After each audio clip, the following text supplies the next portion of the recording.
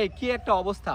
একজন বলছে আমরা শেখ হাসিনার গণভবন ঘেরাও করছি, আমরা ক্যান্টনমেন্টও ঘেরাও করতে পারবো, সেনাপ্রধানকে ঘেরাও করবে। বিষয়টা কি এত সহজ?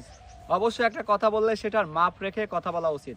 এখানে বুঝতে হবে, সেনাবাহিনী প্রধান কখনো নিজের ইচ্ছা মতো চলতে পারে না। অবশ্যই সামরিক বাহিনীর একটা নীতি আছে, নিয়ম আছে, সেই অনুযায়ী চলতে হয়। অনেক উপদেষ্টা, অনেক রাজনৈতিক ব্যক্তিবর্গ যে কোনো সময় হুটহাট করেই কিন্তু ক্যামেরার সামনে চলে এসে একটা উপদেশমূলক বক্তব্য দিতে পারে, কিন্তু চাইলেই সামরিক বাহিনীর কোনো কর্মকর্তা এরকম বলতে পারে না।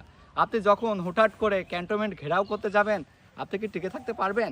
এটা কি আপনার কোনো যৌক্তিক কথা? এটা কি কোনো মানুষের কথা, দেশের মানুষের কথা? যে সেনাবাহিনী আমাদেরকে এত কিছু দিল, সেই সেনাবাহিনীকে মুহূর্তের ভিতরে সবাই ভুলে গেল? অবশ্যই দেশ সংস্কার হচ্ছে, এটার জন্য অবশ্যই সময় প্রয়োজন। সবাইকে সময় দিতে হবে এবং সমস্ত ব্যক্তিবর্গের কথা একটা নির্দিষ্ট মূল্যায়ন করতে হবে। কারণ পূর্বে একটা সরকার সমস্ত ব্যক্তিবর্গের কথা মূল্যায়ন করতো না, নিজের একক আধিপত্য বিস্তার করতো, তার জন্যই কিন্তু পতন হয়েছিল।